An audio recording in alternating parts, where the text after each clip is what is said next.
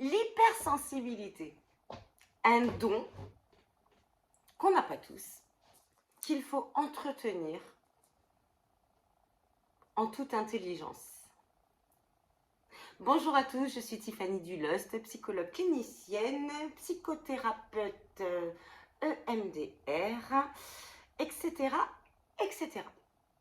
Alors aujourd'hui, on va aborder ce sujet-là de l'hypersensibilité. Alors, il peut y avoir différents types d'hypersensibilité, mais moi, aujourd'hui, je ne vais pas vous parler des types d'hypersensibilité sensorielle, c'est-à-dire au bruit, je sais pas moi, qu'est-ce qu'il peut y avoir à part le bruit? Par le bruit. Vous savez, il y a des gens, ils n'aiment pas trop les voix stridentes, ils n'aiment pas trop quand ça fait trop de bruit. Il y a des hypersensibilités aux odeurs, voilà, aux odeurs. Voilà. Pensez à tout ça. Moi, je ne vais pas vous parler de tout ça. Moi, je vais pas vous parler de l'hypersensibilité émotionnelle. Et l'hypersensibilité émotionnelle est un don. Mais par contre, quand un jour... Alors moi je suis quelqu'un d'hypersensible et je vous avoue qu'il y a quelques années maintenant, on va dire 9 ans environ, 9-10 ans, un jour, il y a une personne qui m'a dit, une personne que je sentais pas trop, qui m'a dit « mais toi tu es hypersensible ». Et il y a 9-10 ans de ça, je l'ai très mal pris. Parce que pour moi, hypersensibilité voulait dire faiblesse. Quand la personne m'a dit ça, mais elle me le disait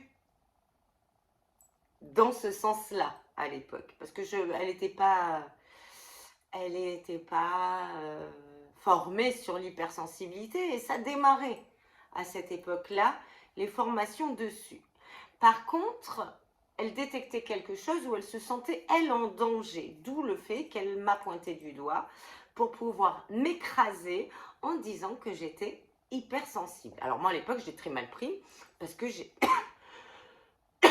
toujours eu du caractère,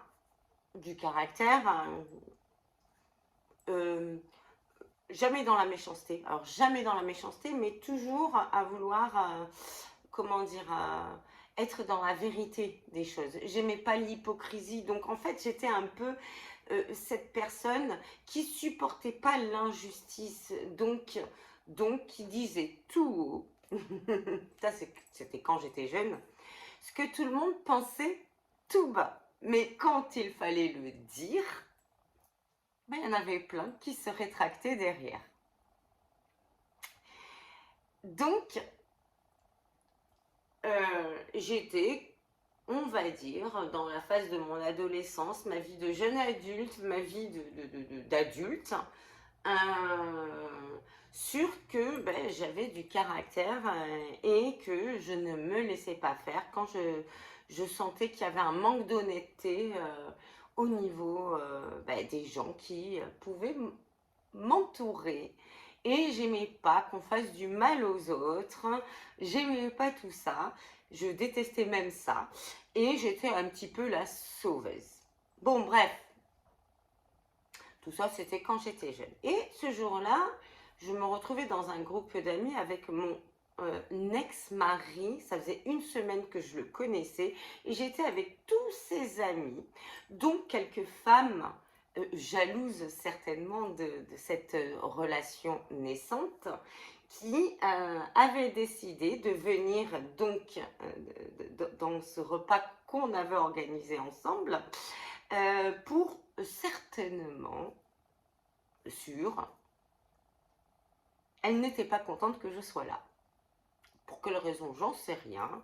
Mais je me disais, moi à l'époque, s'il est venu chercher une femme à 1h30 de chez lui, c'est pas pour être avec une femme qui est à 5 minutes de chez lui. Et il y en a une qui a commencé à essayer de me titiller tout le long.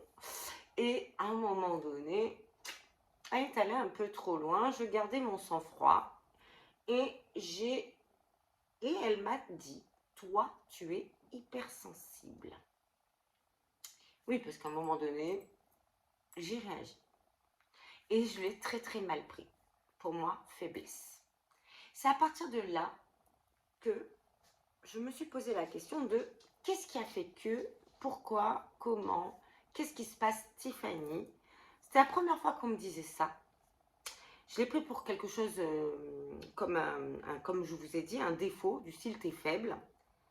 Alors que toute ma vie, on m'a toujours dit que, au contraire, j'avais peur de rien. Je n'avais pas peur. J'étais hyper honnête, j'avais pas peur de dire tout haut. Et on m'a toujours dit que j'irais loin dans la vie parce que je me laissais pas faire. Donc là, je comprenais pas. Et j'ai travaillé sur tout ça pendant toutes ces années.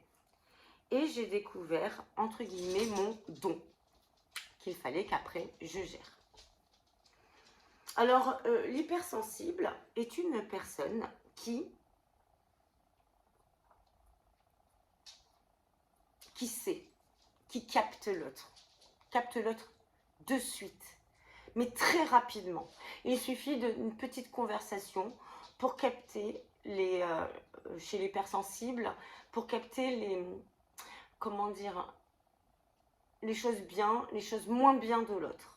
Il ne faut pas beaucoup de temps pour capter ça. Il est très fort, l'hypersensible, pour comprendre qu'à un moment donné, quelles sont les faiblesses et les ressources de l'autre. Mais il a tendance, alors à la rigueur, son petit défaut, c'est que il a tendance à anticiper les choses parce qu'il sait, en fait il sait émotionnellement que l'autre est en train de se planter. Il sait que l'autre va droit dans le mur et il a tendance à vouloir aider l'autre et à lui dire non, là tu vas te prendre un mur. Tu vas te prendre, il sait, il ressent. Et il n'a pas tort, il n'a jamais tort. Enfin, c'est bête, mais pour l'autre, il n'a pas tort. Il a un peu tort pour lui, mais pas pour l'autre. Pour l'autre, il est très fort. Il sait, il ressent les choses. Donc, sur ce côté-là, il va falloir qu'il arrive à se mettre au rythme de l'autre. Si l'autre ne fait pas partie forcément de sa vie, mais il faut que l'autre aussi peut le conseiller, mais pas être voyant pour l'autre.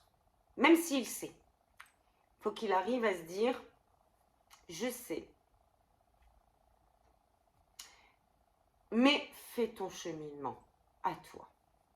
Fais ton cheminement. C'est ça qu'il doit arriver à dire pour l'autre. Alors j'ai entendu des vidéos en disant que l'hypersensible avait tendance à adorer le drame. Ça, j'entends ça dans les vidéos et je vous dis, c'est faux. L'hypersensible, lui, ce qu'il souhaite, c'est simple. Il souhaite la liberté de chacun. Il souhaite la confiance, même dans le couple, même pour lui, dans le couple, il souhaite être libre, être dans la confiance, être dans l'harmonie et être dans la vérité, dans la communication. C'est ça que recherche un hypersensible. Il ne recherche pas le drame. Pas du tout. Même si émotionnellement il ressent des choses, il ressent que le drame peut arriver. Il ne veut pas le drame, il veut l'éviter. Il veut l'éviter. D'accord? Ça, il faut que ce soit super clair parce que j'entends des choses sur l'hypersensibilité qui sont fausses. L'hypersensible, c'est pas un pervers. Le pervers, lui, veut le drame pour être tout puissant, pour écraser l'autre. L'hypersensible, non. L'hypersensible, lui, il travaille à l'harmonie. Et dans son couple, un hypersensible ne supportera pas quelqu'un qui va lui enlever sa liberté d'esprit et d'être. Et il ne va pas vouloir enlever la liberté d'esprit de l'autre et d'être. Ce qu'il voudra toujours pour l'autre, c'est son bonheur. Parce que l'hypersensible est quelqu'un d'hyper empathique, quitte à des fois s'oublier pour l'autre. Donc il ne cherche pas le drame, il cherche l'harmonie. Et c'est dans tout ça que l'hypersensible doit travailler sur lui pour bien gérer ses émotions. Il doit bien comprendre à un moment donné quels sont ses combats, est-ce qu'ils valent le coup et quelles sont les limites qu'il peut mettre à l'autre. Parce que l'hypersensible a quand même un défaut. C'est qu'il est tellement empathique que quand il rentre dans une relation amoureuse avec quelqu'un, il va capter ses émotions, il va capter les choses qui ne vont pas chez l'autre, il va le capter, mais il ne va pas capter la méchanceté. Il ne va pas la capter de suite. Il va, quand il rentre en relation, il va vouloir aider l'autre à progresser émotionnellement. Et dans tout ça, c'est que quand c'est intime, pas quand c'est pas intime, quand c'est son travail, là, il ne va pas être bon pour lui. Parce que pour que l'autre soit dans l'harmonie de lui-même, il peut se sacrifier et accepter l'inacceptable de l'autre. Parce qu'il va toujours lui trouver des explications à son comportement, quitte à en faire de ces explications des excuses. Et c'est là la grosse erreur de l'hypersensible. Et c'est là que l'hypersensible va devoir se remettre en question réellement pour lui. Il a un don, certes. Il capte les choses, mais il va falloir qu'il capte aussi qu'il n'est pas au service des autres et qu'il va falloir à ce moment-là mettre des limites. Ce que ne supporte pas l'hypersensible, c'est l'étouffement dans la relation, c'est le mensonge et l'hypocrisie. Et ce qu'il ne supporte pas non plus, c'est les gens qui sont dans le paraître et dans l'image. L'hypersensible est quelqu'un de spontané, de rayonnant, de solaire, avec l'œil vif. Vous voyez l'œil vif? Il a l'œil vif. Vif, parce que vif d'esprit. Qui est vraiment joyeux à la base. Mais tout ça peut attirer une relation perverse dans laquelle il peut se dire qu'il va pouvoir l'élever. Sauf qu'un pervers, on ne l'élève pas. Ce que je souhaitais aussi dire dans tout ça,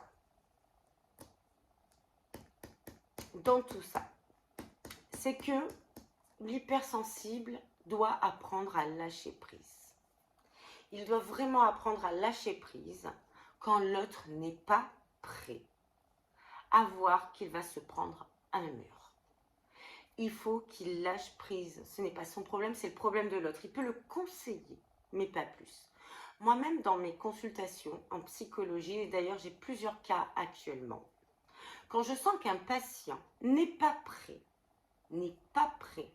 à voir que son problème, il est là, et que je sens qu'il n'est pas prêt, je lui dis, c'est pas faute de dire, là, je sens le truc, mais je sens qu'il n'est pas prêt. Par exemple, j'ai des hommes en consultation actuellement qui sont mariés depuis des années, et qui m'expliquent qu'ils acceptent l'inacceptable.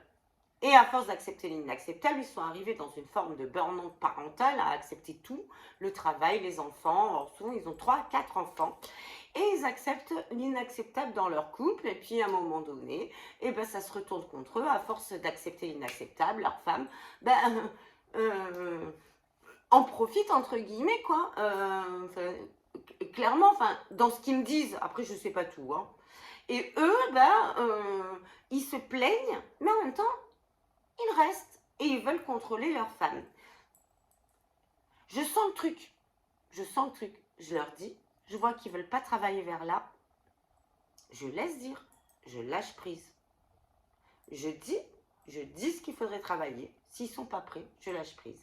J'ai une patiente aussi actuellement, j'en ai une actuellement, quand je regarde bien mes patients, parce que les autres ils foncent. Actuellement ils foncent. Ils veulent vraiment s'en sortir, ils veulent bien et l'harmonie. Alors là, je me régale. Tous les patients qui veulent l'harmonie et qui veulent être bien et qui sont prêts à s'adapter aux propositions que je fais et qui sont dedans, mais vraiment dedans et qui ne s'éparpillent pas, alors là, ça avance super bien. J'ai d'autres patients qui ne sont pas encore prêts et là, je lâche prise. Parce que certes, je sais, je dis des petites choses, je sens qu'ils ne sont pas prêts, je lâche prise.